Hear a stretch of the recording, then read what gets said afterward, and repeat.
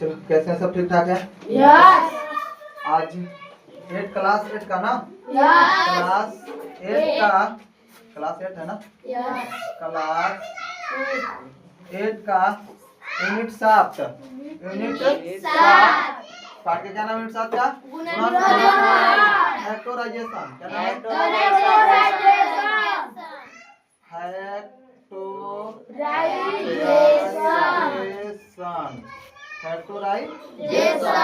Factorisation मतलब गुणनखंड।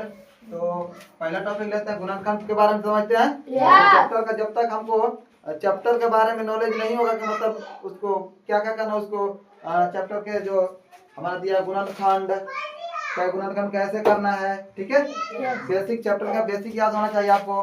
तो गुणनखंड किसे कहते हैं? देखिए, किसी भी संख्या को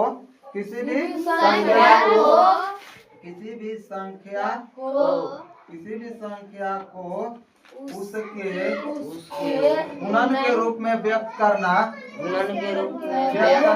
फैक्टराइजेशन कहलाता है।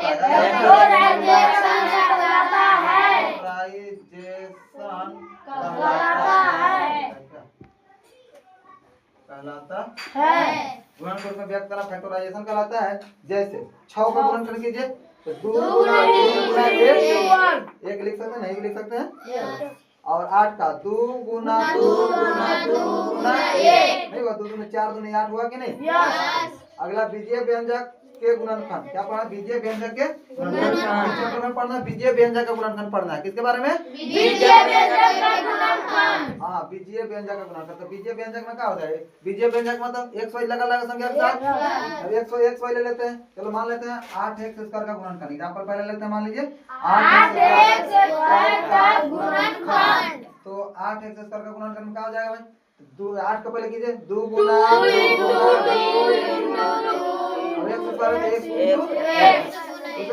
उसी तरह से अगला एग्जांपल है 15 एम स्क्वायर का, 15 एम क्यूब का, तो 3 × 5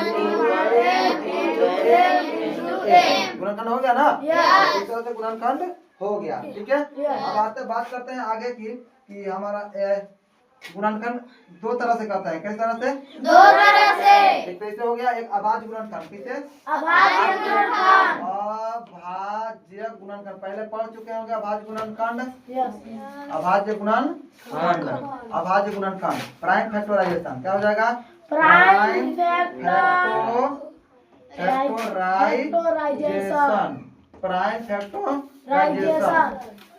फैक्टराइजेशन क्या होता है? तो प्राइम फैक्टराइजेशन के बारे में सेम टू सेम हो, बस खाली अभाज्य संख्या लिख देंगे, ठीक है। संख्याओं के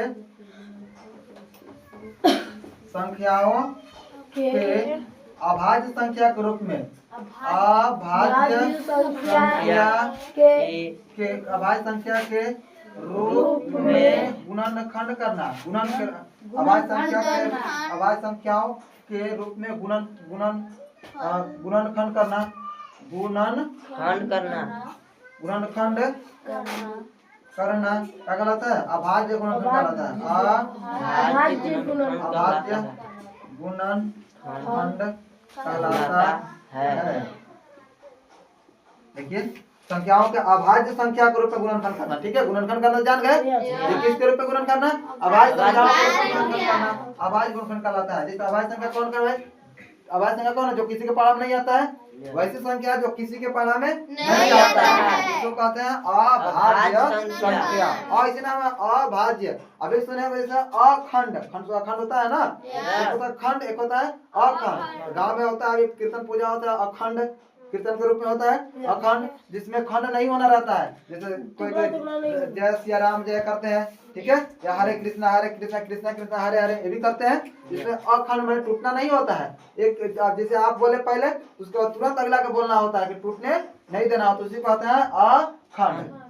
उस तरह से होता है अभाज्य। अभाज्य मतलब टूटना, मतलब अभाज्य संख्या वैसी संख्या जो किसी के पारा में नहीं आता है, अभाज्य संख्या कहते हैं, ठीक है। तो कौन किसी के पारा में नहीं आता है? एक कोई के पारा में आएगा? एक तो जिन ऑलराउंडर है, एक को कहना नहीं, दूसरी टर्की है, दो कोई के पारा में नहीं आता है, वो भी अभाज्य। 3 अभाज्य, 5 7 9 तो आ ही जाता आता है। है 9 भाज्य है ना, 11 9 11 13 फिर 15 15 17 इस तरह से, ठीक है। तो इस तरह से लिखिए। एग्जाम्पल तक लिखते हैं, एग्जाम्पल तक जैसे कर देंगे आपको। अब आपको कहेंगे 20 का भाज काटे 20 का भाज गुणनखंड कीजिए। अभाज्य गुणनखंड 20 का भाज्य गुणनखंड। तो 20 का कैसे कीजिएगा, 20 के निकालिए। ऐसे निकाल सकते हैं, ऐसे निकालते हैं, ठीक है। तो पहले देखते हैं किससे, 2 से। क्यों, क्योंकि 2 अभाज्य संख्या है। 2 के बाद कौन स्टार्ट करेंगे, 3 के बाद 4 नहीं करना है, 5 के बाद 4 7 के बाद सीधे 11 के बाद 13 के बाद 17 के बाद 19 के बाद 22 उसके बाद सीधे 29, ठीक है।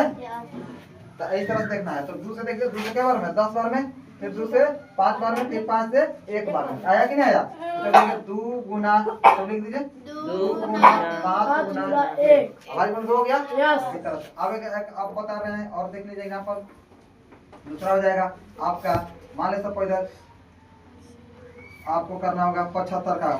75 कर लीजिए, 75 का। तो 75 लिख दीजिए।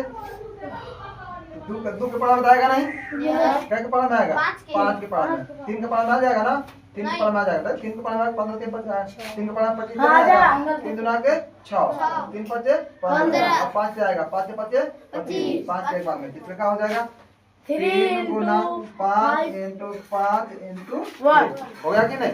ये तरह का संख्याओं के साथ। पर हम बीजीय व्यंजक में पढ़ना है ना, बीजीय व्यंजक में बीजीय व्यंजक में इसके 101 कुछ लगा दीजिए, बीजीय व्यंजक बन जाएगा। लगा दीजिए। मान लेंगे 20 एक्स के बात करेंगे, तो सिर्फ कर 20 एक्स क्यूब की बात करेंगे। क्या हो जाएगा, 2 गुना 5 गुना x गुना x लिख दीजिए, x गुना x हो गया कि नहीं। इस तरह से 75 लिख दीजिए।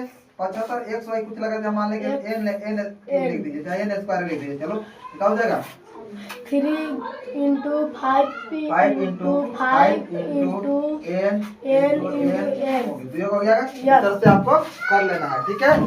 ये हो गया अभाज्य गुणनखंड के रूप में गुणनखंड करना, ठीक है।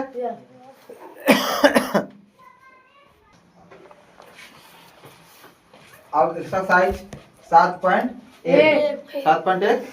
चलिए। इसका साइज EXER CIAC 7.1 का क्वेश्चन नंबर 1 बेसिक समझिए। 7 पार्ट के गुणनखंड करना अभाज्य गुणनखंड द्वारा, ठीक है।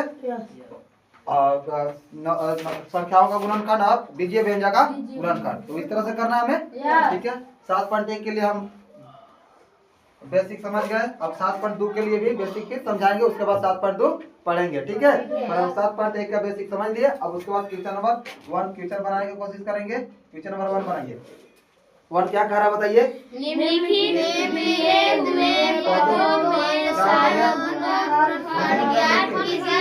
क्या सवाल है, निम्नलिखित दिए हुए पदों में सार्वगुणनखंड सार्व पूछ रहा था, सार्वगुणनखंड ज्ञात कीजिए। सार्वगुणनखंड ज्ञात करना ना, सार्वगुणनखंड ज्ञात कीजिए। सार्वगुणनखंड ज्ञात कीजिए। सार्वगुणनखंड मतलब क्या होगा, रूपों में जो मिलता जुलता रहता है, ठीक है। सार्वगुणनखंड मतलब क्या होगा, अभी तो गुणनखंड किए थे। सार्वगुणनखंड मतलब जो दूगों में मिलता है, कॉमन। इंग्लिश में क्या बोलेंगे, कॉमन। कॉमन क्या होता है, जो दूगों मिलता है। आप इसको पूछ लिए देखिएगा, पहला बनाना है, उसके बाद पहला सवाल के बाद समझिएगा। पहला सवाल बोलिए, कितना है, 5x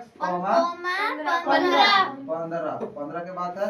इसको सॉल्यूशन चलिए, सॉल्यूशन चलते हैं।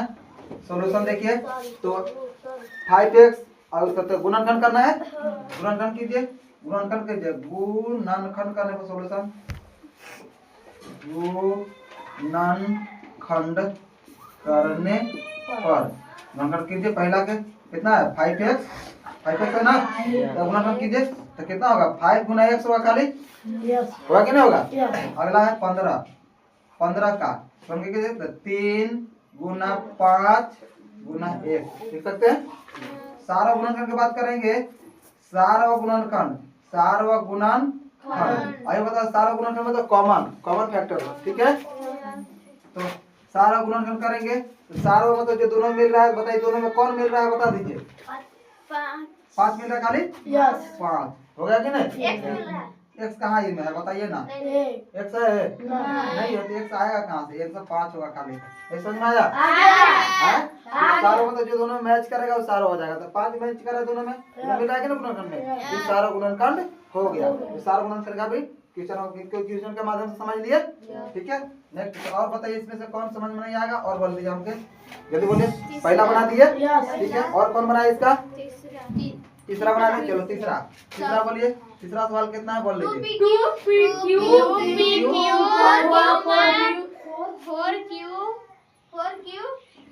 2PQ है सर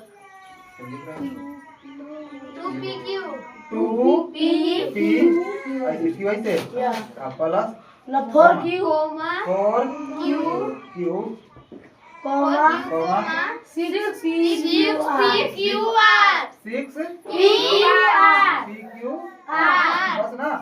आवाज बंद कीजिए। सॉल्यूशन चलिए इसका लिखिए। सॉल्यूशन आवाज बंद करने पर, आवाज बंद करना है ना, यस आवाज गुणनखंड करने पर ठीक है। आवाज बंद कीजिए। पहले कितना लेते हैं 2PQ का लेते हैं 2P। तो 2 का गुना करेंगे 2 गुना P गुना Q हुआ ना। चलो उसी तरह से कितना 4Q का लीजिए 2 गुना Q हो गया। अगला कितना के 6PQR का तो 2 गुना 3 गुना P गुना Q गुना R। अब सारा गुणन के बाद लिखिए सारवा जो मिलता जुलता है यस सारवा गुणनखंड।